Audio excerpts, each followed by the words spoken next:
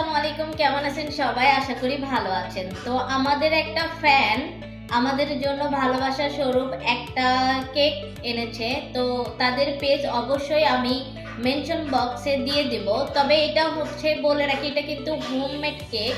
তো কোন পেজ থেকে এসেছে আমি স্ক্রিনে অবশ্যই দিব এবং ডেসক্রিপশন বক্সে তাদের পেজের যে লিংক আছে ওইটা দিয়ে দিব। তো চলো আমরা দেখি কেক খেতে আসলেই কিরকম এবং কেমন টেস্ট, তারপরে আমরা রিভিউ দেব।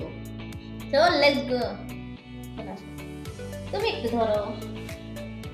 ও মাই গড, পিচ্চির জন্মদিন কিন্তু আসতেছে খুব শীঘ্রই। হ্যাঁ, তার আগে পিচ্চির একটা বার্থডে হয়ে যাচ্ছে এই সুযোগে।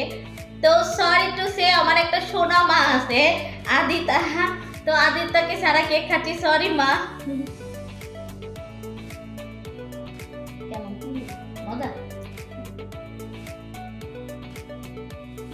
সফট আর ইয়াম্মি। আসলে বাসায় যেগুলো হোমমেড কেক তৈরি করে এগুলো খেতে আসলে অসাধারণ।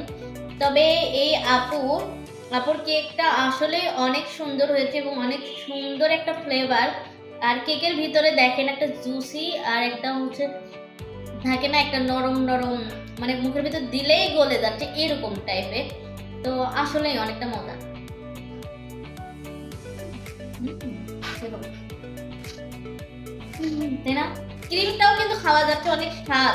মানে উনি ক্রিমটা আমাকে বলেছে যে নিজে বাসাতে তৈরি করে। তো আমি বলছি যে আপু দেখো, যদি কেকের কোয়ালিটি ভালো না হয় বা কেক যদি স্বাদ না হয় সেই ক্ষেত্রে কিন্তু আমি রিভিউ দিব না। তো আপু বলছে তুমি আগে নিজে খাবা তারপরে রিভিউ দিবা। তো আসলে কেকটা অনেক স্বাদ। আমি কতটুকু দেখতে পাচ্ছেন জানি না।